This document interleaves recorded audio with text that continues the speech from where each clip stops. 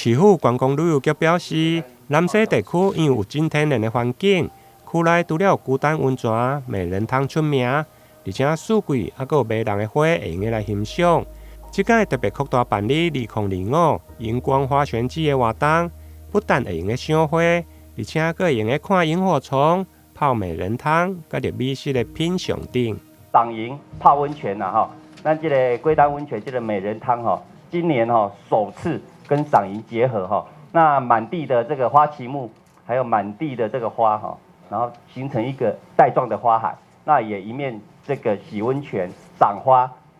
洗温泉、赏萤哈，白天洗温泉也可以，晚上洗温泉也可以，晚上不能赏花，但可以赏萤火虫了哈。那今年的活动跨4周，从3月29号开幕开始，到这个4月20号，那今年是4部曲，过去是3部曲哈。4部曲就是漫游之旅。我想我们这一次特别把赏萤计划的活动拉到体验池这边来，过去是在这个五龙店旁边这个广场，特别把它拉下来，结合温泉、赏花跟赏萤，就是希望大家能够漫游整个山区啦哈。泡温泉，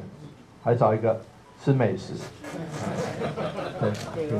至少要吃梅子鸡，对不对？好。这届活动总共分做4部曲，包括花拳共舞。第3月29开幕动工，伫孤单温泉体验池的户外广场有精彩的表演，甲着主题市集。动工泡脚池免费，而且还有赏萤活动，将分别伫3月29、30以及4月4号甲5号，总共4天。菜线顶有约登记来报名，每一梯厝800人，要报名动作就要紧。台南新闻林跟采访报道。